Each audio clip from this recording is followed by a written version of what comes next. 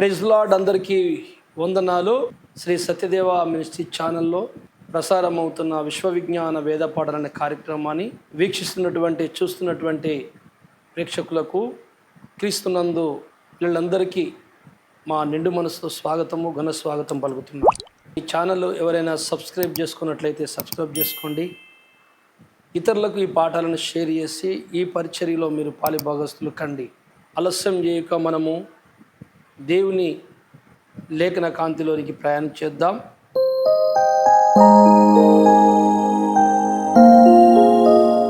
నేటి మన ధ్యానము కొరకు తీతు రాసిన పత్రిక 3వ అధ్యాయము 5వ వచనాన్ని ఒకసారి చదువుకుందాం.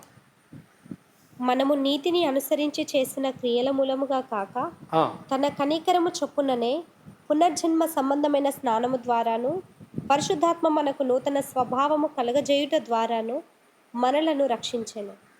మంచిది, ప్రార్థన చేసుకుందాం. పరిశుద్ధుడా పరమ తండ్రి, నీకు స్తోత్రములు, కృతజ్ఞతలు, మహిమ, ఘనత చెల్లిస్తున్నాను తండ్రి. అయ్యా, మరొక దినము ఈ ఛానల్లో మాట్లాడే అవకాశము కల్పించినందుకు వందనాలు. ఇదిగో ఈరోజు మీరు మాతో ఏం మాట్లాడబోతున్నారో నీ సేవకుని మరుగు చేసి మీరే కూర్చొని మాట్లాడండి. మా అందరి కనువిప్పు దయచి సత్యమును గ్రహించే మనసు అందరికీ మీ కృపలో మమ్మల్ని భద్రపరిచి నడిపించమని తండ్రి, అందరి హృదయాలు ఎరిగిన నీ చేతికి మా హృదయాలను అప్పచెప్పుకుంటున్నాం. ఏదైనా నీకు వ్యతిరేకంగా ఆలోచించే భావాలు, ఆలోచనలు మా లోపల ఏదైనా ఉంటే నీ వాక్య కాంతితో మమ్మల్ని కడిగి శుద్ధీకరించుమని మీ కృప చూపి నడిపించుమని యేసయ్య పేరిట ప్రార్థిస్తున్నాను తండ్రి, ఆమేన్. మంచిది. క్రీస్తునందు దేవుని స్నేహితులారా, ఈ వచనము తెలియని వారు ఎవరు లేరు. మేము కూడా ఈ వచనం మీద ఎన్నోసార్లు ప్రసంగాలు చేశాం. ఈ తీతు రాసిన పత్రిక 3:5లో పునర్జన్మ స్నానం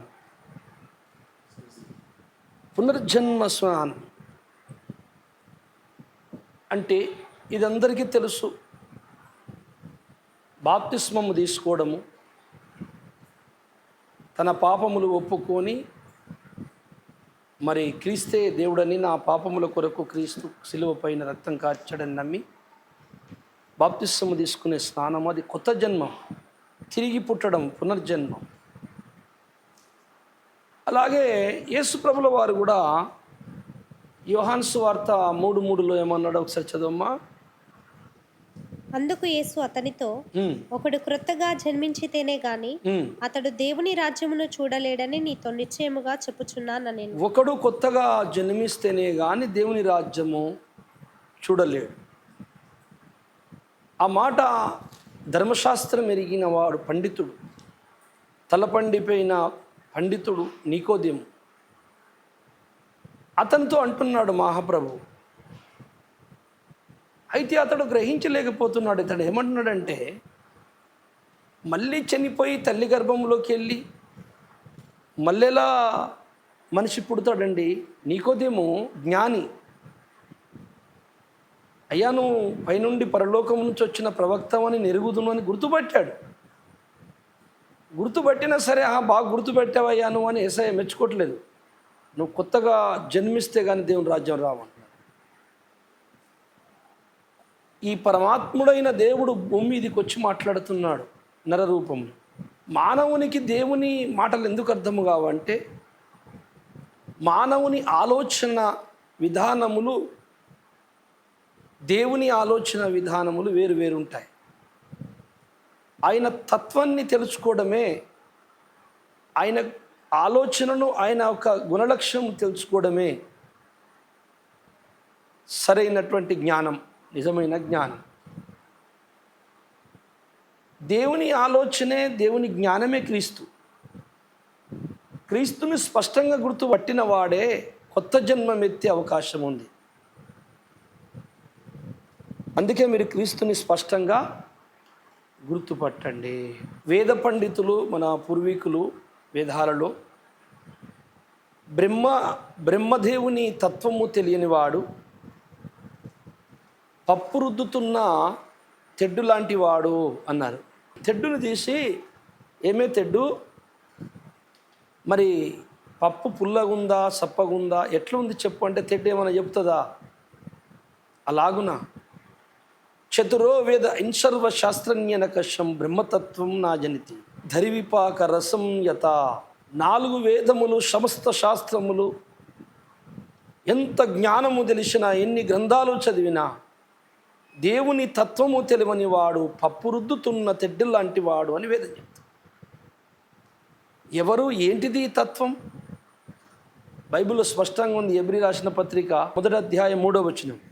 ఆయన దేవుని మహిమ యొక్క తేజస్సును ఆయన తత్వం యొక్క మూర్తిమంతమునై ఉండి తన మహత్తు గల మాట చేత సమస్తమును నిర్వహించు. రైట్. ఈ క్రీస్తు ఎవరి తత్వము యొక్క మూర్తిమంతమై ఉన్నాడు? దేవుని తత్వం. దేవుని తత్వము, దేవుని తేజస్సు ఎవరయ్యా అంటే క్రీస్తే. కనుక ఇట్టి క్రీస్తుని తెలుసుకోవడమే నిజమైన జన్మరహస్యం. మానవుని అంచెంచెల జన్మరహస్యము 4 విధాలుగా బైబిల్లో ఉంది. ఈ అంచెంచెల జన్మరహస్యము ఈరోజు ఈ పాఠంలో కొన్ని సంగతులు మీకు చెప్తాను. ఇది తెలుసుకోవడమే దేవుని తత్వము తెలుసుకోవడం.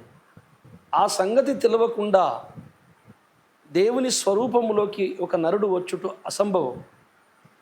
క్రీస్తు స్వరూపం అంటేనే క్రీస్తు యొక్క తత్వాన్ని, ఆ దేవుని తత్వమై ఉన్న క్రీస్తుని స్పష్టంగా ఎరుగుట. ఒకడు కొత్తగా జన్మించాలి అంటున్నాడంటే మరి అసలు ఆ పాత జన్మం ఎలా జరిగింది? కొత్త జన్మము క్రీస్తులో పుట్టడము, బాప్తిసం తీసుకోవడము, మారు మనసు పొందడం అని మనం అనుకుంటున్నాం. పాత జన్మము అసలు ఎలా జరిగిందో తెలియాలి. దానికి ఏం ప్రమాదం వాటిల్లింది అది తెలియాలి. ఈ కొత్త జన్మంకి ఎందుకు అవసరం వచ్చింది ఇది తెలియాలి. చాలామంది పుట్టి మళ్ళీ పందై కోడై పక్షై పుడతారనుకుంటారు. అట్లా ఎన్నడూ పుట్టాడు. మానవుని జన్మలో కొన్ని పుట్టుకలు ఉన్నాయి. ఆ పుట్టుకల గురించి కొన్ని తెలుసుకున్న తర్వాత మనకి ఈ కొత్త జన్మం అంటే ఏంటో గప్పుడు అర్థమవుతుంది. ఆ విషయంలో మరి కీర్తనాకారుడు రాసినటువంటి గ్రంథం 139వ కీర్తన 13వ వచనాన్ని ఒకసారి చదువుదాం. నా అంతరింద్రియములను నీవే కలుగజేసితివి, నా తల్లి గర్భమందు నన్ను నిర్మించిన వాడవు నీవే.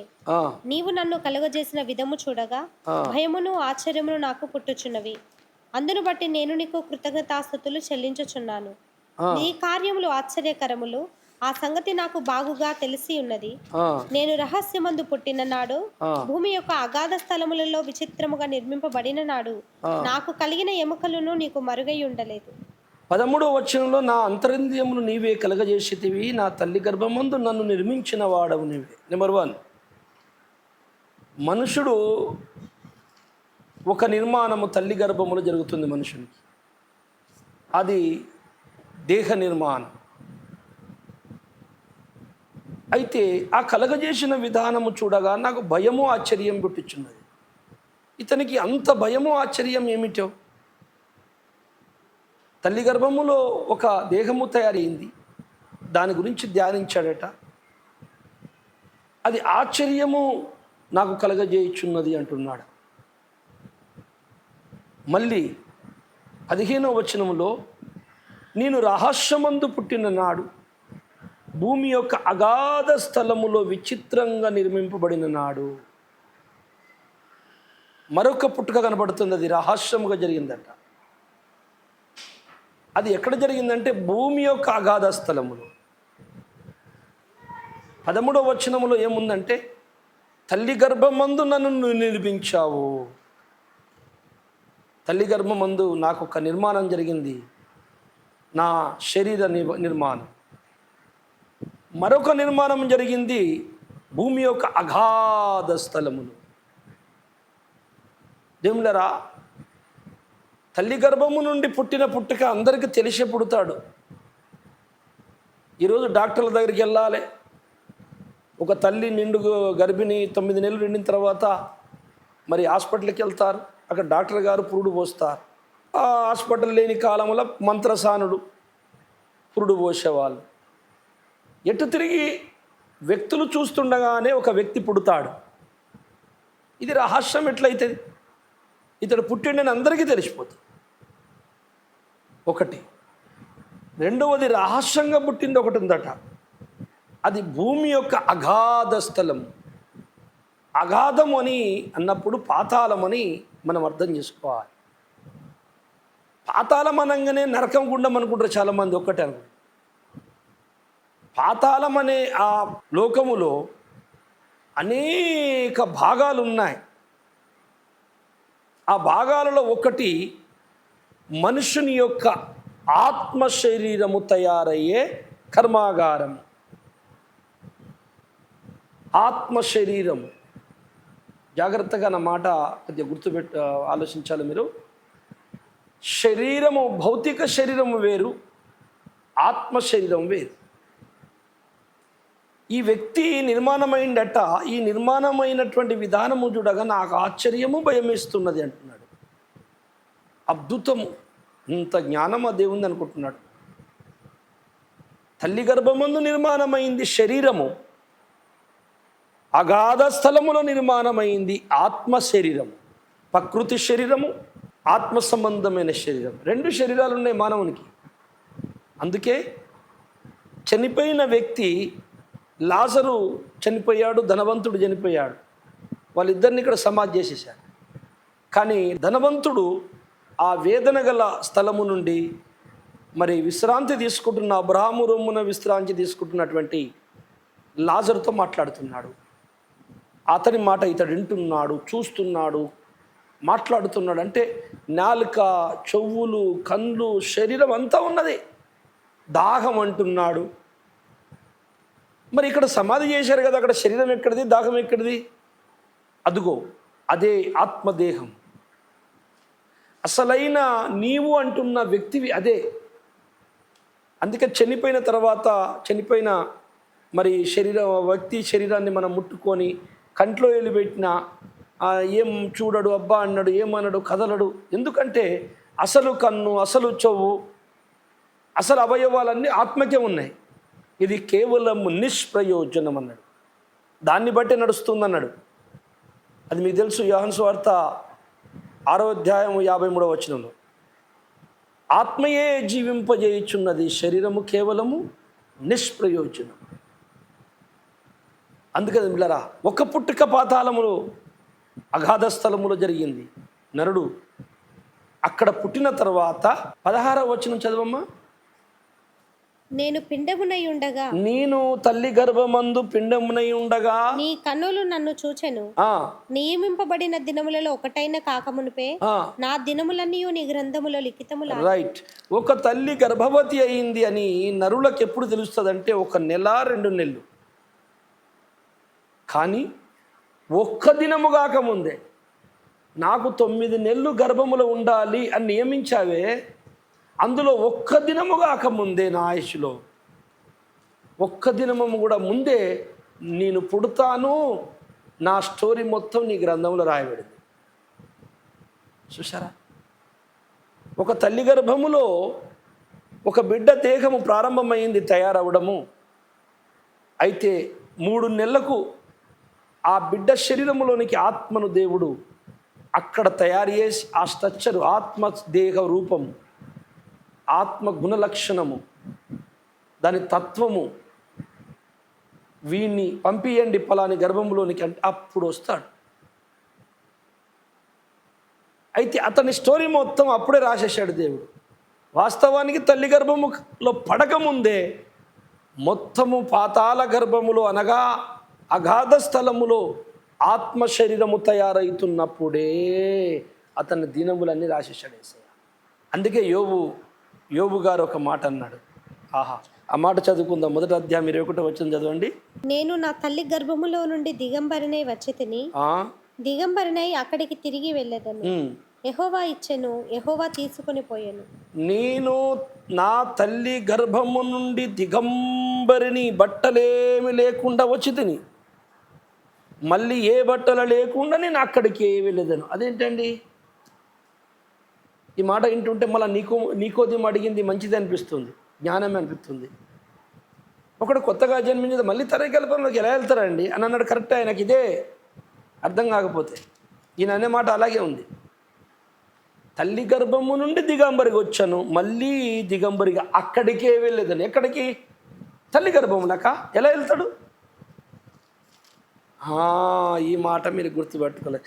నేను ఇప్పుడు మనం అక్కడికి వెళ్ళాలన్నమాట. ఎక్కడికి వెళ్ళాలి? ఇంతకుముందు చదువుకున్న వాటికి మనం కీర్తనకారుని మాటను మనం ఆలోచించాలి. రెండు రూపాలు, రెండు గర్భాలు. ఒకటి తల్లి గర్భము, రెండోది అగాధ స్థలపు గర్భం, భూగర్భం, పాతాళ గర్భం. రెండు గర్భాల్లో నిర్మాణమైండు మానవుడు.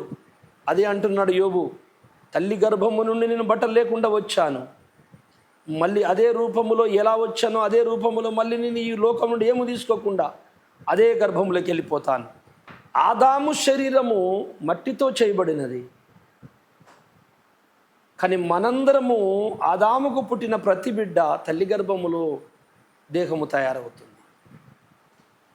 ఆదాము లోపలికి వచ్చిన ఆత్మ దేవుని లోపల నుండి వచ్చింది.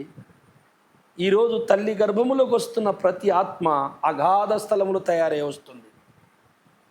అగాధ స్థలములో ఉన్నటువంటి ఆత్మల ఆ ముద్ద తయారయ్యే కర్మగారము కూడా క్రీస్తులోని ఒక అంశ సృష్టిలో. అది దేవుడు ముందుగానే నిర్ణయించి పెట్టాడట. 1 కొరింథీ 15:44 చదవమ్మ ఒకసారి. ప్రకృతి సంబంధమైన శరీరముగా విత్తబడి ఆత్మ సంబంధ శరీరముగా లేపబడును. ప్రకృతి సంబంధమైన శరీరం ఉన్నది కనుక ఆత్మ సంబంధమైన శరీరము కూడా ఉన్నది. రైట్. ప్రకృతి సంబంధమైన శరీరము తల్లి గర్భములో తయారైంది.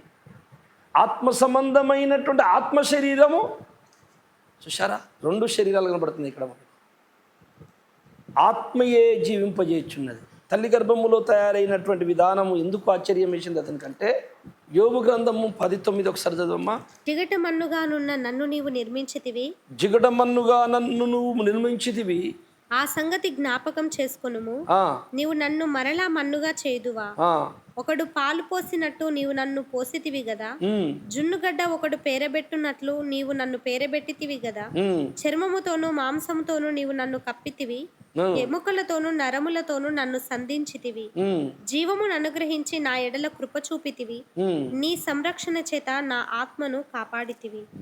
చూశారా, ఈ విధంగా ఎముకలు, నరాలు, చర్మము అనే శరీరం అంతా తల్లి గర్భములో యేసయ్య చేసిన నిర్మాణం. కానీ సేమ్ ఈ అవయవాలు ఎలాగైతే ఉన్నాయో ఈ రూపము కలిగినది మరొక శరీరము, అది ఆత్మ సంబంధమైన శరీరం. అది భౌతిక పదార్థముతో చేయబడలేదు, ఇక్కడి భూలోకపు పదార్థముతో కాదు, అది ఆత్మ పదార్థం. ఆత్మ పదార్థముతో చేయబడినది. అందుకే అంటున్నాడు, నేను రహస్యముగా ఒకసారి పుట్టాను, బహిరంగంగా ఒకసారి పుట్టాను, అగాధ స్థలములో ఒకసారి నన్ను దేవుడు అసలు నిర్మాణం చేశాడు. తల్లి గర్భములో ఒక స్ట్రక్చర్, ఒక దేహము నిర్మాణం చేసి తీసుకొచ్చి ఈ సొక్కాన్ని తొడిగిచ్చాడు, ఈ అంగిని ఇందులో నన్ను కూర్చోబెట్టేశాడు. మళ్ళీ నేను దీని నుండి విడిపోయేసరికి నేను మళ్ళీ అక్కడికి వెళ్ళిపోవాలి అంటున్నాడు అనమాట. అందుకే దేవులారా, ఈ 2 జన్మలు కనపడుతున్నాయి ఇక్కడ. 2 కొరింథీ 4:16 చదవము. కావున మేము అధైర్యపడము, మా బాహ్య పురుషుడు కృషించుచున్నను, అంతర్య పురుషుడు దినదినము నూతన పరచబడుచున్నాడు. రైట్. మాట్లాడుతున్న వ్యక్తి ఒక్కడే, కానీ చెప్పుతున్న విషయాలు 2. మాట్లాడుతున్న వ్యక్తి ఒక్కడే, కానీ చెప్పుతున్న విషయాలు 2. ఒకటి ఆంతర్య పురుషుడు, ఒకటి భావ్య పురుషుడు. 2 పురుషులా మీరు సార్? అవునండి. కానీ 2 పురుషులు ఈ సెక్షన్ ఎలా ఉన్నదో మీరు జాగ్రత్తగా వినండి.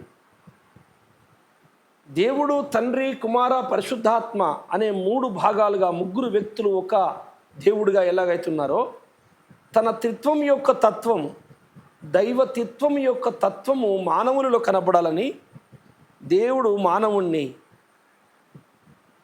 భౌతిక శరీరము, ఆత్మ, ప్రాణము 3 కలిపాడు, ముడిగట్టి. ఈ 3 కలిస్తేనే మానవుడు. 3 లేకపోతే ఒకటో అవుతాడు, ఆత్మనాలే. 3 ఏదైనా తక్కువైతే. భావ్య పురుషుడు అంటే బయట కనపడే శరీరం, ఆంతరీయ పురుషుడు అంటే ఆత్మ శరీరం. ఆత్మ 2 కలిసి ఉన్నాయి ఇక్కడ, 2 దేహములు కలిసి ఉన్నాం మనం. ఎఫెసీ పత్రిక 1 అధ్యాయం 4వ వచనం చదవండి. ఎట్లనగా తన ప్రియుని యందు తాను ఉచితముగా మనకు అనుగ్రహించిన తన కృపా మహిమకు కీర్తి కలుగునట్లు తన చిత్త ప్రకారమైన దయా సంకల్పము చొప్పున యేసుక్రీస్తు ద్వారా తనకు కుమారులనుగా స్వీకరించుటకై మనలను ముందుగా తన కోసం నిర్ణయించుకొని మనము తన ఎదుట పరిశుద్ధులమును నిర్దోషులమునై ఉండవలనని జగత్తు పునాది వేయబడక మునిపే ప్రేమ చేత ఆయన క్రీస్తులో మనలను ఏర్పరచుకునేను.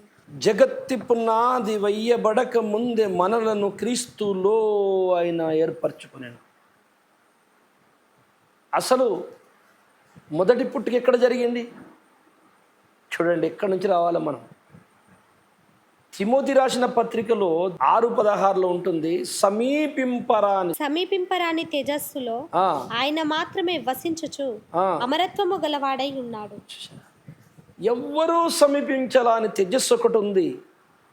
ఆ తేజస్సు నుండి బ్రహ్మము, నాద బ్రహ్మము, శబ్ద బ్రహ్మము, ప్రణవ బ్రహ్మమని ఆ కుమార దైవము బయటకు వచ్చాడు.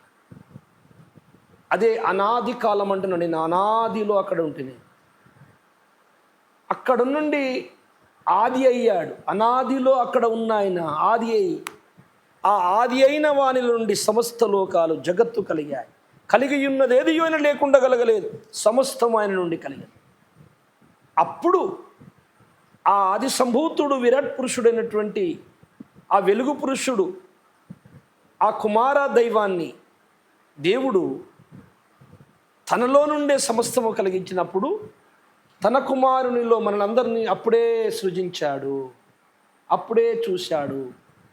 మొట్టమొదట దేవుడు ఇప్పుడు జరుగుతున్న ఈ స్టోరీ మొత్తము కూడా దేవుని యొక్క సృష్టిలో జరిగిన ఈ కోటాను సంవత్సరాలు, ఈ యుగయుగాలు, ఈ లోకాలలో జరుగుతున్న ఇవన్నీ కూడా ఏది సృజింపబడక ముందు దేవుని మనసులో జరిగినాయి, సృజింపబడ్డాయి. సృష్టి ఫస్ట్ అక్కడ జరిగింది. మరి అక్కడ సృష్టి జరిగినప్పుడు నేను ఎక్కడ పుట్టి ఉండాలి? అప్పుడు నేను మాట్లాడుతున్నా, నేను అక్కడే పుట్టి ఉండాలి. ఆ పుట్టిన స్థలం పేరే దేవుని మనో ప్రపంచం. అదే సమీపింపరాని తేజస్సు.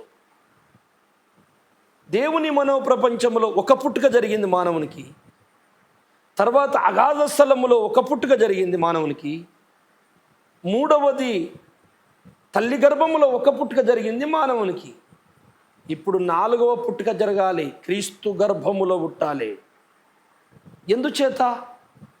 దేవుని ప్రణాళిక నుండి తప్పిపోయి మైలపడిపోయిన మానవుణ్ణి నశించి అగాధములోకి మళ్ళీ నాశనమైపోతున్న మానవుణ్ణి తన యొద్దకు తిరిగి మళ్ళీ మనోప్రపంచములో అని అనుకున్నట్టు తీసుకోవాలంటే ఏ కుమారుని యందు నేను ఇతరుని స్వీకరించాలి, ఏ కుమారులో నేను వీడిని చూశానో ఆ కుమారుని ద్వారా రావాలి. ఆ కుమారుడు ఈ భూమి మీదకి వచ్చి అప్పుడు అంటున్నాడు నికోదేముతో, యోహాను సువార్త 3:3 అన్నాడే, ఒక్కడు కొత్తగా జన్మించకపోతే దేవుని రాజ్యం రాడు నాయన. అదేంటండి? ఎలా? ఆత్మ మూలముగాను నీటి మూలముగాను జన్మించాలి. అంటే నీ జన్మములన్నీ అపవిత్రమైపోయినవి. నీ జన్మముల ఒక లోపము జరిగింది. ఎప్పుడైతే దేవుడు ఆదాముని మట్టితో చేసి మొదటి ఆది పీతరుడు చేసి నిలబెట్టాడో, అతనికి తోడుగా అవ్వనిచ్చాడు. వాళ్ళు బాగానే ఉన్నారు, దేవునితో రోజు మాట్లాడుకుంటున్నారు, ఆనందంగా గడిపేవారు. ఒకనాడు అపవాది మాట విని దేవునికి దూరం అయిపోయారు. అప్పుడు వారికి మరణము వచ్చేసింది. ఆజ్ఞ అతిక్రమం పాపమైనది. దీని ద్వారా వారికి మరణం లేని వాళ్ళకి మరణం వచ్చింది. దేవుని నుండి ఆత్మ దూరం అయిపోయింది. దేవునికి ఆదామవ్వకున్న జీవము ప్రవహించే ఒక దారం తెగిపోయింది, వైరు తెగిపోయింది. ఇప్పుడు దేవుని లోపల నుంచి వారికి జీవం వస్తలేదు. ఉన్న జీవము మృతతుల్యమై ముసలోళ్ళై మరణిస్తున్నారు, వ్యాధిగ్రస్తులు అవుతున్నారు. అందుకనే యేసయ్య వచ్చాడు. తెగిపోయిన ఈ బంధాన్ని మళ్ళీ మీరు బాప్తిస్మం ద్వారా కలుపుకోండి, నేను తిరిగి లేపుతాను, ఇక మీకు మరణమే ఉండదు. అంటే దేవుని లోపల నుంచి రావాల్సిన జీవము మళ్ళీ మనకి ఎప్పుడు వస్తుందంటే, దిమ్లరా ఇప్పుడు రాబోతున్నాడు మహానీయుడు యేసయ్య. అతి త్వరలోనే యెరూషలేములో జరుగుతున్న ఏర్పాట్లన్నీ, లేఖనాలు నెరవేరుతున్నాయి. అతి త్వరలో మనం ఉండంగానే యేసయ్యను చూస్తాం. వచ్చినప్పుడు అందరము ఆ ప్రధాన బూర శబ్దము ఎప్పుడైతే మోగుతుందో భూమి మీద ఉన్నటువంటి సమాధుల్లో మట్టిలో కలిసినటువంటి మనుషులు, పరిశుద్ధులైనటువంటి సజీవులు ఉన్న పరిశుద్ధులు మార్పు చెందుతారట, మహిమ శరీరాలుగా మారిపోతాడు. ఎట్లా అవుతారంటే తెగిపోయిన బంధము మళ్ళీ అతుకుతుంది, మనం పోగొట్టుకున్న మహిమ మళ్ళీ వస్తుంది, మరణము లేని నాశనము లేని జీవము క్రీస్తు జీవమున లోపలికి వస్తుంది. చూశారా, మానవుని అంచంచల జన్మ రహస్యము దేవుని మనోప్రపంచము నుండి అగాధ స్థలములో నిర్మాణమై, అక్కడ నిర్మాణమై, ఇక్కడ నిర్మాణమై, తల్లి గర్భముల నిర్మాణమై దేవుని నుండి దూరం అయిపోయిన నరుడు మళ్ళీ తిరిగి క్రీస్తులో పుట్టాలి.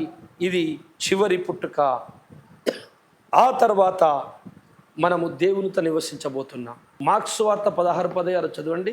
నమ్మి బాప్తిస్మం పొందిన వాడు రక్షింపబడును, నమ్మని వానికి శిక్ష విధింపబడును. నమ్మి ఇప్పుడు నేను చెప్పినవన్నీ నమ్మి నన్ను సృజించిన వాడు ఇన్ని రకాలుగా నా మీద ప్రణాళిక కలిగి ఉన్నాడా, ఆయన జగత్తుకి ముందే తన హృదయములో నన్ను సృజించాడా, ఆ తర్వాత అగాధ స్థలములో ఆత్మస్వరూపాన్ని సృజించాడా, ఆ తర్వాత తల్లి గర్భములో ఇంత కష్టపడి ఎముకలు నరాలు ఇంత కష్టపడి నాకు శరీరం చేశాడా, అయితే నన్ను వదిలిపెట్టక నా కొరకు ప్రాణము కూడా పెట్టి ఇప్పుడు మళ్ళీ నాకు పుట్టుమంటున్నాడా. ఇర్మియా గ్రంథం 1:4. యెహోవా వాక్కు నాకు ప్రత్యక్షమై ఇలాగ సెలవిచ్చెను, గర్భములో నేను నిన్ను రూపింపక మునిపే నిన్నెరిగి తిని, నీవు గర్భము నుండి బయలుపడక మునిపే నేను నిన్ను ప్రతిష్ఠించి తిని. చాలు, ఏం విచిత్రం మాట ఇది. ఆడు గర్భములకి వెళ్ళి పుట్టి బయటకు వచ్చినాక ప్రతిష్టత, ఈ పని చేయరాని చేయాలి, చెప్పాలి దేవుడు. గర్భములో రూపింపబడక ముందే ఈయన ఎవరో ఆయనకు తెలుసట. అయితే అప్పుడే ప్రతిష్టత కూడా జరిగిందట. ఎప్పుడు జరిగింది అది? దేవుని మనోప్రపంచములో జరిగింది, అగాధ స్థలములో జరిగింది. కనుక నీ తల్లి గర్భంలోకి పోవాల్సిన అవసరం నాకేంటే, అంతకు ముందే నిన్ను తయారు చేశా నేను. మనుషులకు ఒక తల్లి గర్భవతి అయిందని 2 నెలలకు తెలుస్తుంది. నిన్ను గురించి దేవుడు ఎప్పుడో నిర్ణయం చేసి పంపాడు. అంత గొప్ప మానవ జన్మను నిమ్మలరా వృధా చేసుకుంటున్నారు అందరు. ఈ శరీరము ఉంటేనే సృష్టికర్తను స్మరణ చేయవచ్చు, ఈ శరీరం ఉంటేనే సేవ చేయవచ్చు, ఈ శరీరం ఉంటేనే దేవుణ్ణి ఘనపరచచ్చు భూమి మీద, ఈ శరీరం ఉంటేనే ఆరాధన చేయవచ్చు, ఈ శరీరం ఉంటే దైవచిత్తాన్ని నెరవేరచ్చు. ఈ శరీరం ఎందుకు ఇచ్చాడంటే తన లోని కోరికలు ఆశలు మనము నెరవేర్చాలని. ఈ శరీరము లేకుండా నువ్వు దేవుణ్ణి ఘనపరచలేవు, ఈ శరీరము లేకుండా దేవుని నువ్వు ఆరాధించలేవు, నువ్వు శ్రమలు ఎదుర్కోలేవు, దేవుణ్ణి ఘనపరచలేవు, నువ్వు సత్యం తెలుసుకోలేవు. సత్యము నేర్చుకోవాలన్నా, శ్రమల్లో మనం అనుభవాలు రావాలన్నా శరీరం అవసరమై ఉన్నదని తెలుసు దేవునికి. 5 నిమిషాలలో బాప్తిసం ఇచ్చినాక మహిమగా మార్చి తీసుకోవచ్చు దేవుడు. ఎందుకు వెయిట్ చేస్తున్నాడు? అలా తీసుకెళ్తే మళ్ళీ దెయ్యం అవుతాడు అక్కడ. వాడికి రూపాంతరము రావాలి, దినదినము దిద్దబడాలి, బైబిల్ చదవాలి, జ్ఞానము తెలుసుకోవాలి, ఎదురు దెబ్బలు తినాలి, వ్యాధులు రోగాలు ఎదురు అవమానాలు నిందలు భరించాలి, అందులో రూపాంతరము రావాలి, ఓర్చుకోవాలి. లేఖన కాంతిలో ప్రకాశించిన కొడుకు నా స్వరూపంలో పోయి తయారైన తర్వాత నేను మహిమగా మార్చి తీసుకొని వెళ్ళిపోతా, నా దగ్గర ఉంటాడు. అంత కష్టపడుతున్నాడు యేసయ్య మనకు. దేవుడరా, తల్లి గర్భములో పడకముందే నేను ప్రతిష్టత చేశాను నాయన. ఫలాని పనికి నువ్వు వెళ్ళాలి, నువ్వు ఉడతావు, ఫలాని రోజు నిన్ను పంపుతాను. ఈరోజు వింటున్న మిమ్మల్ని కూడా దేవుడు ఏం పనికి ఎంచుకున్నాడో ఏమో. ఏదో ఒక పనికే వచ్చి ఉంటావు నువ్వు. ఒక్కసారి ఆలోచించుకో. ఆ పనిని గుర్తుపట్టక నువ్వు పోగొట్టుకుంటున్నావు ఏమో. నువ్వు ఒక్కసారి ఈరోజు రాత్రి ఒకరోజు ఉపవాసం ఉండి అడుగు ప్రభుని, తండ్రి తల్లి గర్భంలోకి రాకముందే నన్ను నిర్మాణం చేశావు కదా, అసలు నీ సంకల్పం ఏంది? లోకంలో నన్ను ఎందుకు పంపినావు? నేను ఇవన్నీ ఎందుకు ఎదుర్కోవాలి? ఏమన్నా నేర్చుకునేది ఉన్నదా? నేనేమన్నా అజ్ఞాన స్థితిలో ఉన్నానా? నేను అర్థం చేసుకోలేకపోతున్నాను. నిన్ను అర్థం చేసుకోవడం నాకు కష్టమవుతుందా? నా వల్ల అవ్వట్లేదు తండ్రి. దయచేసి నిన్ను అర్థం చేసుకొని నా జన్మ రహస్యాన్ని తెలుసుకొని నేను నా జన్మను ధన్యుడిగా ఉంటకు అయ్యా నీ చిత్తము తెలుసుకొని నీకు అనుకూలంగా నిన్ను సంతోషపెట్టేటువంటి పనులు చేసి నీకు ఇష్టడుగా బ్రతుకుటకు నాతో మాట్లాడు. అసలు నన్ను ఎందుకు పుట్టించావు? నన్ను ప్రేరేపించు, నీ ఆత్మ నువ్వు నడిపించు అని నువ్వు అడిగితే తప్పకుండా నువ్వు ఎందుకు పుట్టావో నీకు చెప్తాడు యేసయ్య. నీ జన్మ రహస్యం ఏంటి, ఈ లోకములకు నేను ఎందుకు పంపాడు, అంత కష్టపడి అగాధములో తల్లి గర్భములో మనోప్రపంచంలో నేను రూపుదిద్దేందుకు పంపాడు. ఇదంతా పోయిన అదంతా ఒకెత్తు, నీ కొరకు మళ్ళీ ప్రాణం పెట్టి కొరడా దెబ్బలు తిని ఇనుపశీలతో కొట్టబడి విలవిల కొట్టుకొని ప్రాణం పెట్టి ఎంత కష్టపడ్డాడండి. ఇదంతా ఆయనకి ఎందుకు చేసావు ప్రభువా? అట్టిని సంకల్పము చిత్తము నెరవేర్చు తండ్రి అని మీరు అడగండి, ప్రార్థించండి. తప్పకుండా ప్రభు మిమ్మల్ని దర్శిస్తాడు, నడిపిస్తాడు. ఈ పాఠము మీ హృదయంలో దేవుడు ఫలింపచేయును గాక. ప్రార్థన చేసుకుందాం. సర్వేశ్వర, ఇదిగో ఈరోజు మీరు చెప్పిన మాటలు విన్న బిడ్డలందరి హృదయంలో ఫలింపచ్చు. ఎంత కష్టపడ్డారయ్యా మమ్మల్ని ఈ లోకములు పంపడానికి. ఎంత ఈజీగా ఈ శరీరాన్ని తీసుకొని ఎంజాయ్ చేస్తున్నారు అందరూ. తర్వాత ఎంత కష్టముందో అయ్యా. మీ మనోప్రపంచములో ఒకసారి, అగాధ స్థలములో ఒకసారి, తల్లి గర్భములో ఒక పుట్టుక, ఒక నిర్మాణము, ఇన్ని నిర్మాణాలను చేస్తూ చెడిపోయామని చెప్పి మళ్ళీ మా కొరకు ప్రాణం పెట్టి క్రీస్తులో కొత్త జన్మం ఎత్తాడని మళ్ళీ మీరు ఆజ్ఞాపించారు తండ్రి. ఈ సంగతి ఎరగక మానవ జన్మ అయ్యా వృధాగా పోగొట్టుకుంటున్నారయ్యా. ఈ శరీరం ఇచ్చింది ఎందుకో, ఇది ప్రభు కోసమే, ప్రభు శరీరం కొరకే అని లేఖనాలు సెలవిస్తున్నాయి తండ్రి. తెలియక చాలామంది అయ్యా సుఖపడటానికి, వారి కోరికలు తీర్చుకోవడానికి ఈ శరీరాన్ని వాడుకుంటున్నారు. ఆ తర్వాత ఎంత భయంకరమైన శిక్ష ఉందో మీ బైబిల్ తెలియపరుస్తుందయ్యా. కనుక ఈ నా ప్రజలందరిది కళ్ళు తెరవబడి సత్యము గ్రహించి నీ ప్రణాళికలున్నో ఎక్కడెక్కడున్నారో భూప్రపంచంలో అందరూ రక్షింపబడాలి. నీ ప్రణాళికలున్నో రక్షణ పొందకుండా ఒక్కరూ చనిపోవడానికి వీల్లేదు. నీలో రక్షింపబడ్డ వాళ్ళు నీ పని పూర్తి చేయకుండా ఒక్కరూ నిద్రించడానికి వీల్లేదు. భూప్రపంచమంతా నీ సంకల్పాన్ని నెరవేర్చుకో. ఈ పాఠాలు విన్న బిడ్డల హృదయంలో కూడా సత్యమును గ్రహించే మనసు దయచేయమని యేసయ్య పేరిట ప్రార్థిస్తున్నాను తండ్రి. ఆమేన్. అందరికీ వందనాలు. Praise Lord. దేవుని చిత్తమైతే మరొక దినం కలుసుకుందాం. అంతవరకు సెలవు. దేవునికి స్తోత్రం.